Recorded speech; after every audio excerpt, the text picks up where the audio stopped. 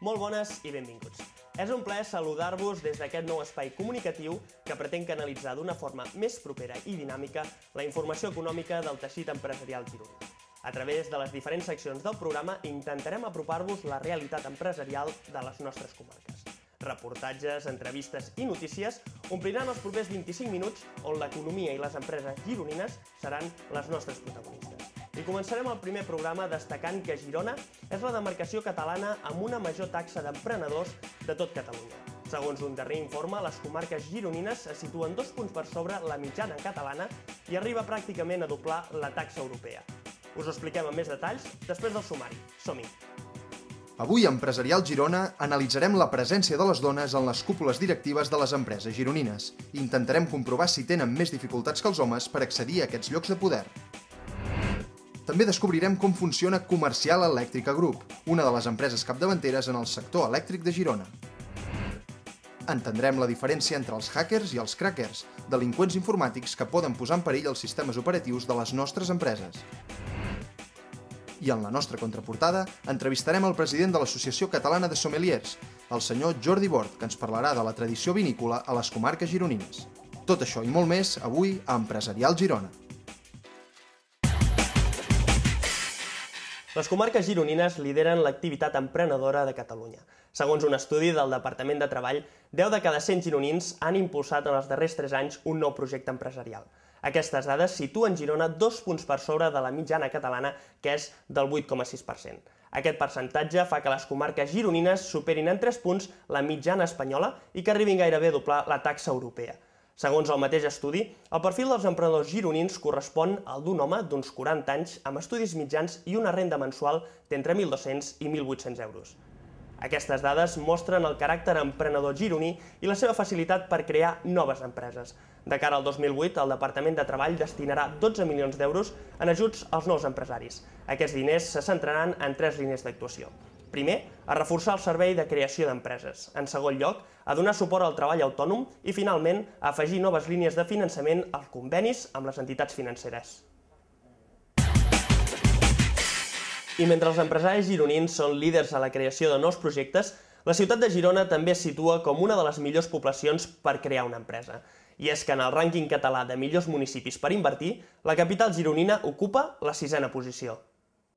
El campus universitari, la formació i el teixit empresarial són alguns dels elements que més positivament han influït en la posició final de Girona.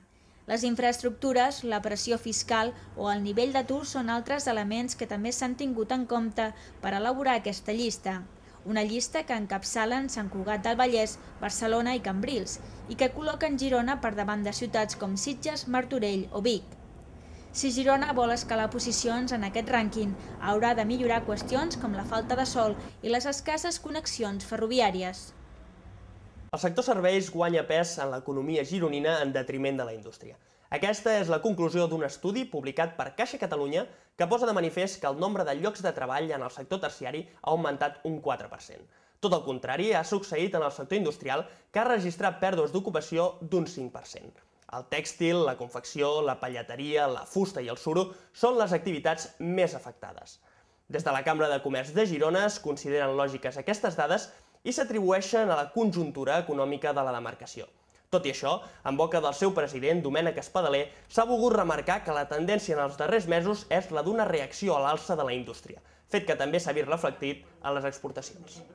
Els serveis, malgrat mantenen encara la seva importància dintre del conjunt, últimament, al finals d'any, la tendència era que havien baixat alguns serveis a favor de la indústria, perquè realment la indústria, segons l'estudi d'ocupació i d'afiliació a la seguretat social, ha repuntat i la prova és que les exportacions de Girona l'any passat van augmentar pràcticament un 7%. És precisament en el sector serveis on es concentra el major nombre de treballadors estrangers. Un segment de població que actualment representa el 35% de la població activa de Girona. Aquesta dada fa que la demarcació tingui el major percentatge de treballadors estrangers de tot el país. Bona part d'ells són africans i a banda del sector terciari solen ocupar llocs de treballs vinculats a la producció, a la neteja o a la construcció. A diferència de Catalunya, a la resta de l'Estat predominen els treballadors sud-americans i els procedents de països de l'Europa de l'Est. A dia d'avui, en el món laboral, encara es manifesten moltes desigualtats entre homes i dones. La imposició d'un sou inferior o l'absència de càrrecs femenins a la direcció de les empreses en són alguns exemples. Per reduir aquests contrastos, la Generalitat ha destinat 800.000 euros a subvencions per a les empreses que s'adaptin a la llei d'igualtat. Aquest projecte va destinat a les petites i mitjanes empreses i consisteix a elaborar plans d'igualtat d'oportunitats entre homes i dones. L'objectiu és que cada empresa elabori el seu projecte per evitar la discriminació, ja sigui igualant els salaris, millorant l'accés a càrrecs de responsabilitat o bé conciliant vida laboral i familiar. Les empreses que vulguin dur a terme aquest pla hauran de tenir més de 30 treballadors i podran rebre fins a un màxim de 10.000 euros. Es preveu que unes 30.000 pimes gironines es presentin a aquest projecte. Tot i que la Generalitat preveu millorar l'accés de les dones a les cúpules directives de les empreses, actualment ja n'hi ha algunes que ocupen llocs de prestigi en certes companyies. A quin tipus d'empreses troben les dones en càrrecs directius? Quin és el seu perfil? Quins són els obstacles d'accés a aquests càrrecs? Aquestes són algunes de les preguntes que intentarem respondre en el reportatge que us presentem a continuació. Una aproximació al lideratge de les dones a les empreses gironines. La Núria Carreras té 38 anys, és mare de 3 nens i és empresària. L'exemple d'aquesta empordanesa serveix per il·lustrar el paper que també juguen les dones al capdavant de les empreses. Però la Núria, a banda d'estar al front de diverses companyies, fa 7 anys que ostenta un altre càrrec. És la presidenta de l'Associació de Joves Empresaris de Girona, ja que els membres associats així ho van decidir. L'excel·lent capacitat de lideratge de la Núria va ser l'element clau per tal que acabés assolint aquest càrrec. Jo vaig començar l'any 91 a formar part de la gent que volíem crear una nova iniciativa aquí a Girona per totes les comarques i en principi tot eren nois al començament i per tant, en principi primer van ser presidents homes i va arribar un moment que era l'única dona, llavors per elecció van decidir que una dona podia donar una visió nova de l'Associació de Joves Empresaris. Al llarg d'aquests 7 anys, la Núria ha aconseguit que l'associació arribés fins a les 500 empreses associades i ha creat delegacions a altres ciutats gironines com Figueres, Banyoles o Olot. Aquesta empresària, com altres dones, ha superat els tabús de la societat i s'ha erigit com una bona líder en un món clarament dominat pel sexe masculí. Si ens refiem de les teories d'alguns estudis del sector, ens adonem que les dones directives tendeixen a fomentar la participació i la comunicació interpersonal.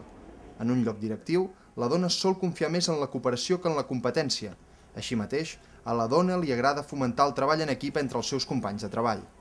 A diferència de molts homes, les dones no veuen la participació i la delegació com una amenaça a la seva autoritat, sinó com una part integral del seu paper directiu. En el procés de presa de decisions, homes i dones són complementaris. Elles solen partir de les realitats pràctiques, ells dels conceptes abstractes i de les teories. Aquest fet queda patent en les reunions de treball, on sovint les dones són més ràpides, operatives i informals.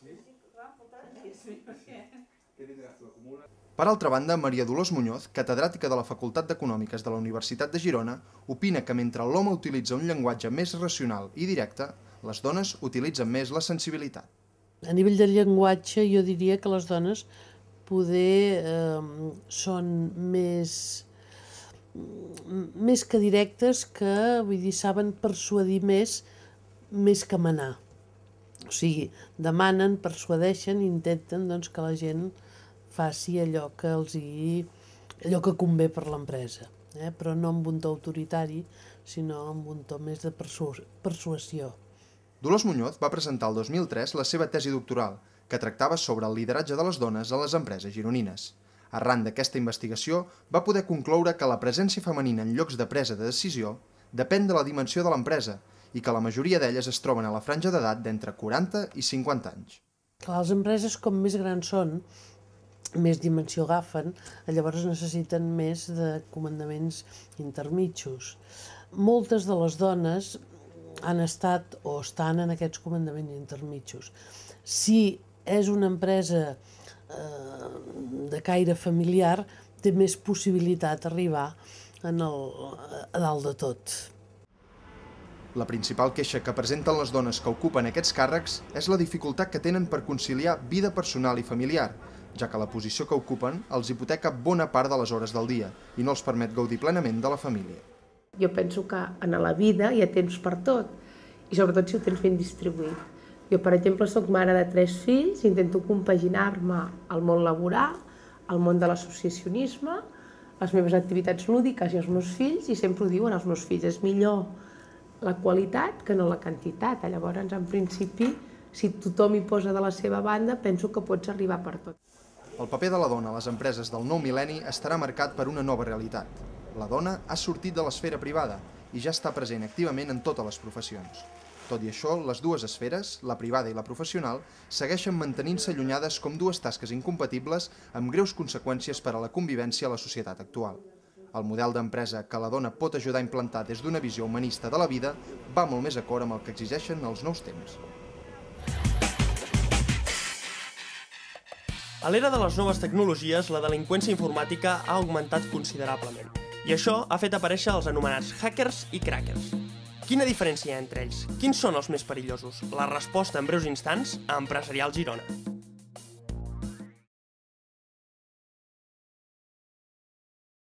La principal diferència entre hackers i crackers és que mentre els hackers s'introdueixen a un sistema informàtic simplement per tafanejar i sense la intenció de crear cap dany, els crackers sí que tenen males intencions.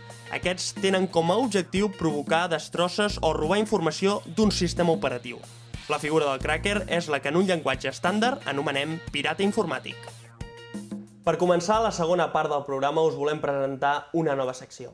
Es diu Descobrim les empreses gironines i, com el seu nom indica, pretén ser una guia d'ús per conèixer de més a prop algunes empreses representatives de la demarcació de Girona. En el programa d'avui ens hem acostat fins a Fornells de la Selva, on hi trobem la seu de Comercial Elèctrica Group, una de les companyies de referència en el sector de la distribució de material elèctric. Som capaços d'imaginar-nos la vida sense electricitat? Podríem gaudir de tots els luxes que tenim sense aquesta font d'energia? Com variaria el nostre estil de vida? L'electricitat és una forma d'energia i l'energia és poder. Un poder que ens ha permès aprofitar les 24 hores del dia i que des del segle passat ens ha anat il·luminant el futur. L'empresa que avui analitzem es dedica a la distribució de material elèctric i té la missió de fer arribar al màxim de persones possible i en les millors condicions aquesta forma d'energia tan preuada. A finals dels anys 20, les necessitats en el sector elèctric a la ciutat de Girona eren més aviat escasses, però això no va ser inconvenient perquè Amadeu Pérez i Francesc Ferroni veiessin negoci allà on aparentment no n'hi havia. Al 1929, aquests dos emprenedors van muntar Talleres Eléctricos Pérez, un taller d'instal·lacions i reparacions elèctriques que seria la llavor de Comercial Elèctrica Group.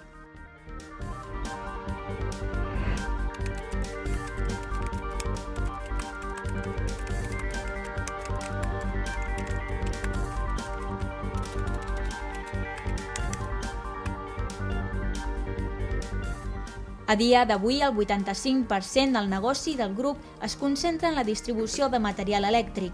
La resta, en canvi, es divideix en 3 branques diferents: telefonia fixa i informàtica, electricitat industrial i la darrera, centrada en la climatització, el tractament d'aigües i les energies renovables.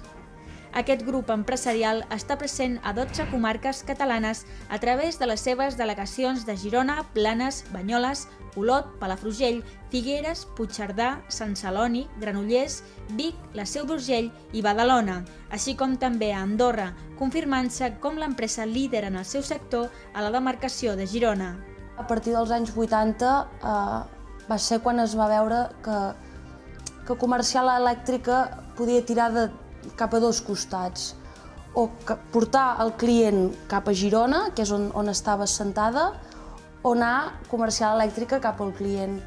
Llavors va ser quan realment es va apostar per l'expansió i per posar punts de venda a tots els llocs on Comercial Elèctrica Group tenia clientela.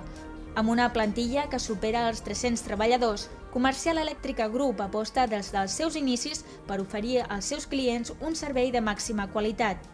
L'empresa ofereix un servei integral que va des de la venda de productes fins a la planificació de les obres, passant per l'assessorament tècnic, el transport del material i l'orientació tècnica industrial.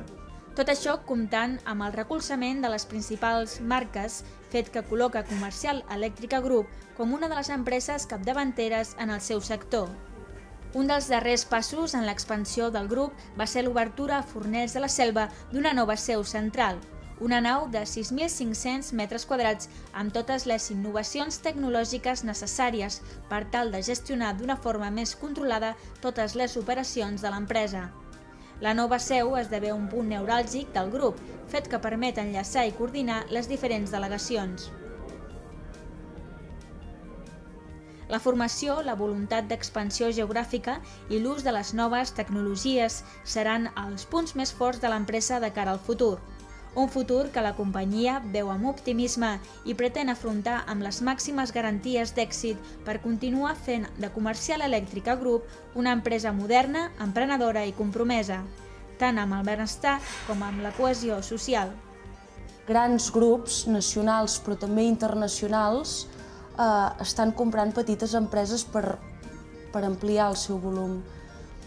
Llavors, Comercial Elèctrica Group som un grup gran, però si ens comparem amb d'altres som relativament petits. Llavors, el que és molt important per nosaltres és mantenir aquest lideratge i potenciar-lo. En definitiva, tots estaríem d'acord que l'electricitat ha canviat en gran mesura les nostres vides i són precisament empreses com Comercial Elèctrica Group les que ens ha donat l'oportunitat de beneficiar-nos dels seus avantatges. Ens anem acostant al final del programa d'avui, però encara ens queda una darrera secció, la nostra entrevista. Avui parlarem amb Jordi Bor, president de l'Associació Catalana de Sommeliers. Amb ell farem una aproximació a la qualitat dels vins que es produeixen a Girona, els compararem amb els de la resta del país i tractarem quins són els hàbits de consum de vi del sector empresarial. Esperem que us vagi de gust. Jordi Bor va néixer a Tortosa el 1974 i va ser allà on va tenir els primers contactes amb el món del raïm. Allò va representar l'inici d'una carrera que va forjar 20 anys després, graduant-se en hostaleria.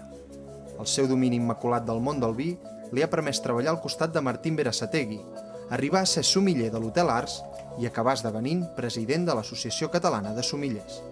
O sigui, han marcat tipicitat i una mica gràcies a les varietats autòctones que utilitzen i a l'estil una mica de vinificació. Per tant, el que han fet ha sigut anar avançant progressivament i avui parlar de vins de la Deva Empordà és parlar de les 2 o 3 principals zones catalanes productores. Home, el reconeixement dels vins catalans en general, ara, en aquests moments, el que és l'estat espanyol, no és encara el domini de zones com puguin ser Rioja o Ribera del Duero. Això no ens hem d'enganyar, no? El que sí és veritat que dintre de determinats vins top, que en podríem dir, sempre i sobretot darrerament, els vins catalans estan aconseguint mantenir-se. L'enòleg omple les ampolles i els sommeliers les buiden, diuen, no? Doncs l'enòleg és la persona que fa el vi, és la persona que treballa a la vinya, treballa al camp, contacte permanent amb la natura i el que una mica a partir de la planta, a partir del cep i del raïm, de la seva fruita, decideix quin tipus de vi pot o creu que podria elaborar. Les institucions ens demanen, sobretot el col·lectiu nostre dels sommeliers, ens demanen que ajudem a difondre molt més i a potenciar el vi català, no? És evident. Però després la nostra pròpia inquietud empresarial ens fa ser una mica més diversos, tenir més profunditat en l'assortiment de la carta de vins i oferir al client en tot moment allò que creiem que és el més interessant o més representatiu. L'únic país de la Comunitat Econòmica Europea que reconeix el vi com a aliment és Espanya. Per tant, és un aliment, no és una droga, no és... pot matar igual altres coses que no el vi, no? Passa que l'hem posat al mateix sac i això ja sabem que a vegades un titular fa més mal que realment llegir-se tota la llei, no? I això ha afectat, evidentment, el sector, sobretot d'hostaleria. Jo, en el meu cas, ho tinc molt clar, perquè a la meva parella li agrada molt el cava i un bon cava, gran reserva de varietats autòctones de Macabeu Xarel·lo Parellada seria el meu producte ideal. Ho buscaria, no sé, des d'un blanc de l'Empordà, d'una garnatxa d'aquestes potents, aromàtiques i amb força gust, amb algun blanc del Penedès, inclús algun rosat d'aquests que es fa per la zona del Costers del Segre, de Lleida també. Vull dir, buscaria de zones diverses per marcar diferents estils, gaudir d'un gran vi també, no? I aniria a buscar això, un vi de bona anyada, d'una molt bona zona reconeguda i d'un celler que tingués cert renom. Perquè, clar, a vegades als mons del negoci hi ha una certa aparença que has de fer i també acompanya, depèn quin vi. Jo crec que qui vulgui mantenir-se o consolidar-se, inclús, o començar amb èxit empresarial en el món del vi, s'ha d'orientar 100% al client.